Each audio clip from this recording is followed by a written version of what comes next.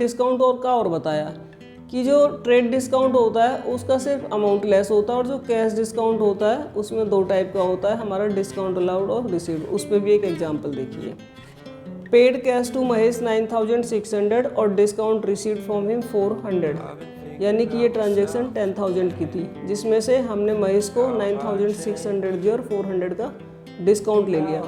अगर हमें किसी को 10,000 दे देने थे और हमने 9600 दिए तो ये हमें फ़ायदा हुआ, यानी कि इसके साथ डिस्काउंट हमारा बेनिफिट है, तो वो डिस्काउंट रिसीव्ड है।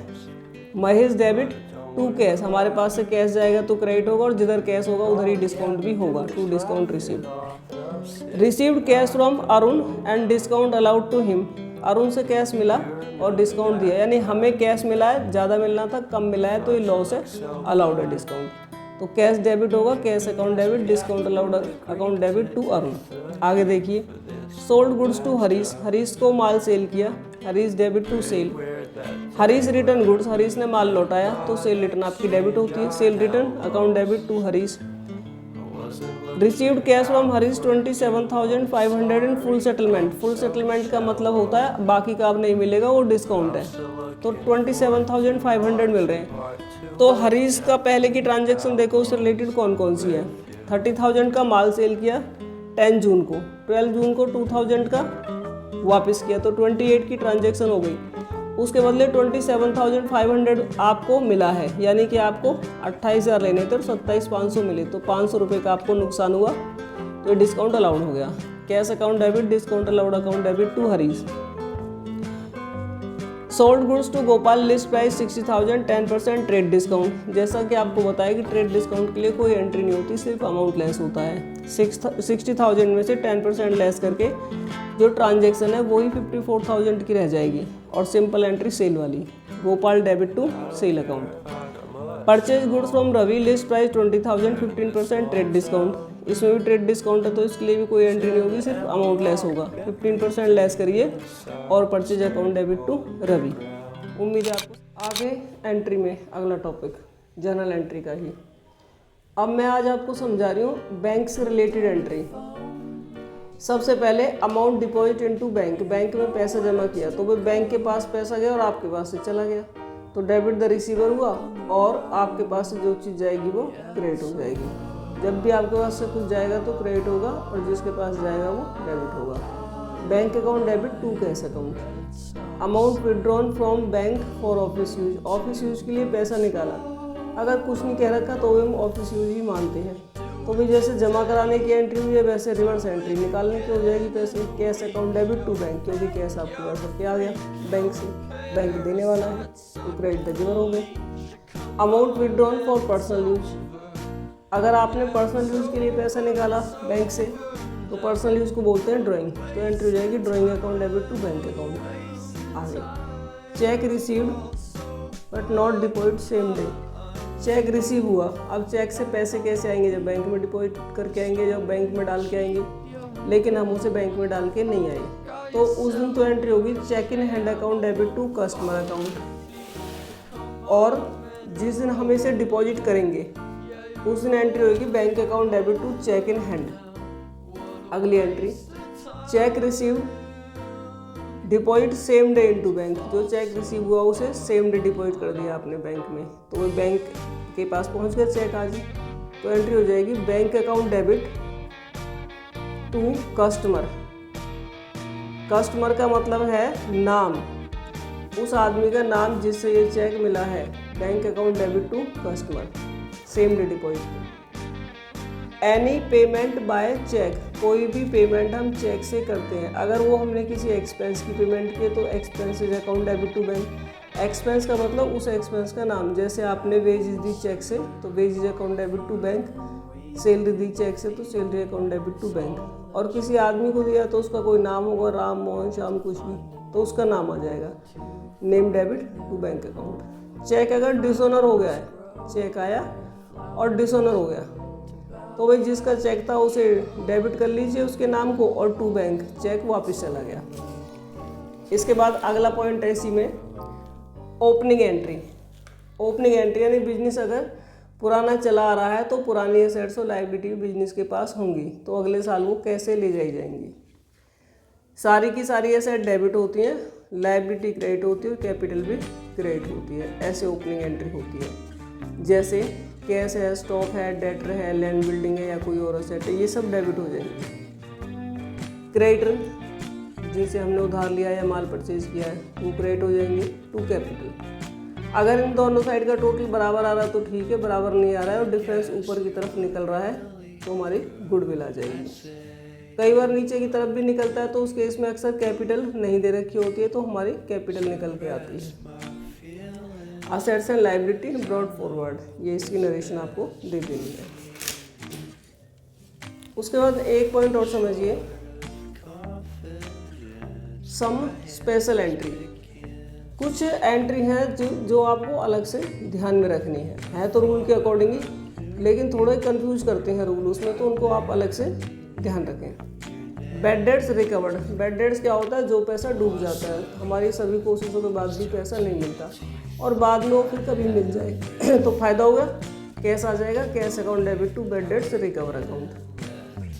आउटस्टैंडिंग एक्सपेंसेस कौन से होते हैं? ड्यू बट नॉट पेड, ये लायबिलिटी होते हैं, लायबिलिटी हमेशा क्रेडिट होती है तो एंट्री होती है इसकी expenses account debit to outstanding expense. Expense का मतलब उस एक्सपेंस का नाम, जैसे सैलरी आउटस्टैंडिंग है किसी की तो salary account debit to outstanding salary. Prepaid expenses जो पे कर दिए पर अभी तक ड्यू नहीं थे तो ये असेट्स होते हैं और असेट होती है डेबिट। एंट्री हो जाएगी prepaid expenses account debit to expenses. Expense में भी उसका नाम ही आएगा जो एक्सपेंस है। Accrued income earn but not receive, earn हो गई यानी कमा ली हमने, काम कर लिया लेकिन अभी पैसे नहीं मिले तो ये असेट होती है और असेट होती है debit. Accrued income account debit to income, जैसे मान लीजिए कमीशन एक्रूड है तो accrued commission account debit to commission account. Advance income receive but not earn, मिल तो गई लेकिन अभी हमने काम नहीं किया तो ये लायबिलिटी होती है, लायबिलिटी होती है credit. Income account debit to advance income, income की जगह उस इनकम का नाम।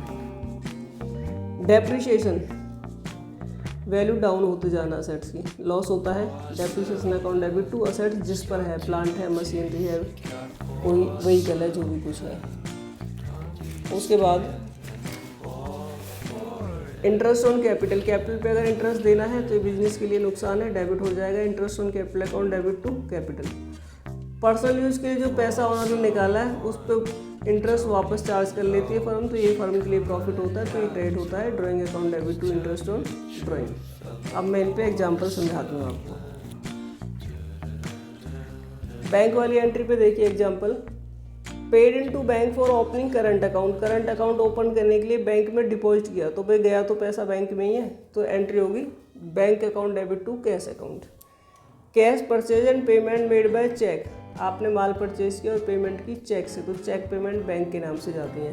Purchase account debit to bank account. Cash sale 40,000, out of this amount 30,000 deposit into bank, इसमें से 30,000 आपने बैंक में डिपॉजिट कर दिए तो जितने कैश में रह गए कैश अकाउंट डेबिट, जितने बैंक में चले गए bank account debit to sale, मतलब 40,000 की सेल 30 बैंक में डाल दिए, 10 कैश में बच गई। आगे देखिए, withdrawn for private use, private use के लिए निकाला लेकिन बैंक से निकाला ऐसा नहीं बोला तो drawing account debit to cash account ही होगा। अगली entry, withdrawn from bank for private use, ये प्राइवेट यूज के लिए निकाला है तो drawing account debit to bank account.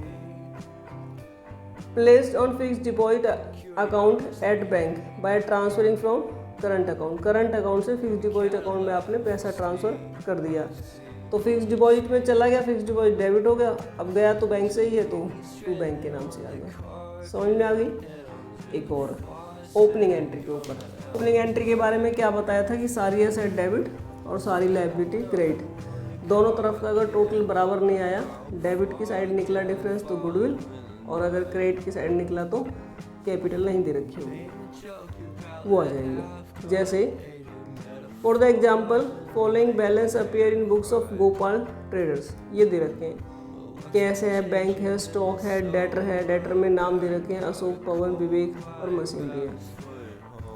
भाई सारी की सारी डेबिट कर लो, cash account debit, bank account debit, stock account debit, Ashok, Pawan, Vivek. Ashok, Pawan, Vivek की जगह आप टू डेटर भी डेटर अकाउंट डेबिट भी लिख सकते हैं और बीच में इनके नाम लिख देते ब्रैकेट में डाल के, और ऐसे भी कर सकते हैं। टू क्रेडिटर में कौन कौन है? चमनलाल, ओमपाल, तो टू चमनलाल, टू ओमपाल और कैपिटल आपको 2 लाख की दे रखी है।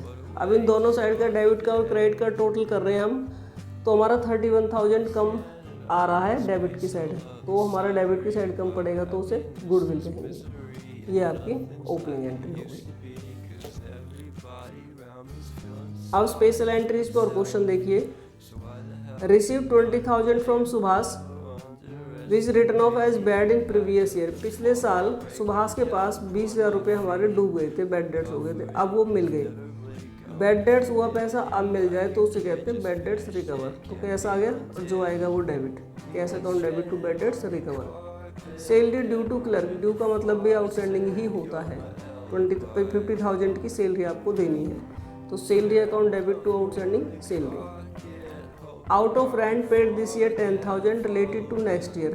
10,000 का रेंट आपने अगले साल का दे दिया भाई, टाइम से पहले पेमेंट क्या हो गई, प्रीपेड, और प्रीपेड क्या होता है, डेबिट।